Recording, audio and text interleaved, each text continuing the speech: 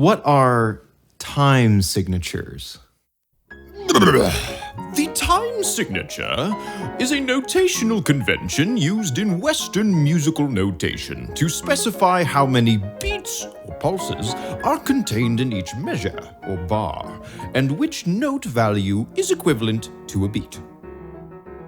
Okay, so now in music, we know about this thing called tempo. It's this pulse that happens in the music. I made 2 videos on it. Go watch them. Time signatures in music are basically a sign that tells us how we organize the tempo in the music. You will find the time signature at the beginning of any piece of music. It'll be these 2 numbers stacked over each other. Now take this one, for example. If you look at the top one and say to yourself, "Wow, it's the number 4," you'd be right. And then if you looked at the bottom one and said, "Wow, it's also the number 4,"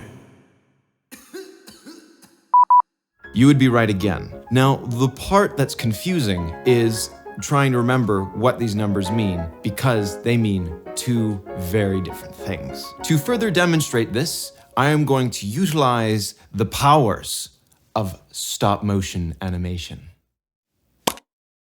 Alrighty, stop motion Tobin here. So to fully understand time signatures, you need to know what a measure is first.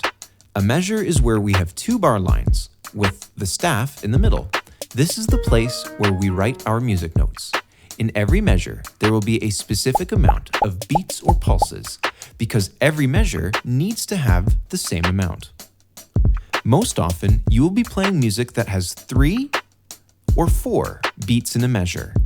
But sometimes you will find music that will have 6 beats or even 7 or 9 beats.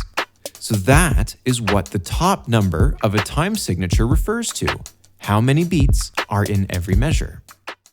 Now, the bottom number is a little bit more confusing at first. When you see the bottom number, it is telling you what kind of note gets a beat. For example, let's look at this pattern of quarter notes in 3/4 time. If you've read music for over a year, it probably looks familiar to you. The 3 is telling us that there are 3 beats in every measure, and the 4 is telling us that it is the quarter notes that are receiving the beat.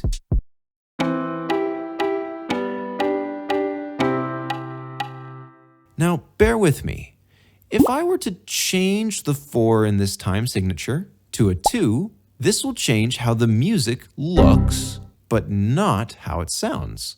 There are now still 3 beats in a measure, but now the half note equals 1 count.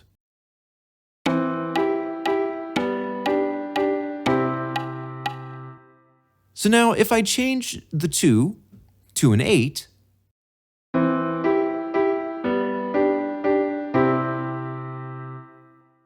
it will change the look again, but not how it's played.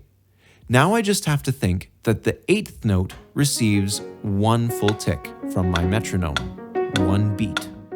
So if you are asked to play a piece with a time signature you've never seen before, relax and know that you've probably played something similar, it just looks different, and you'll just have to think about it a little bit differently.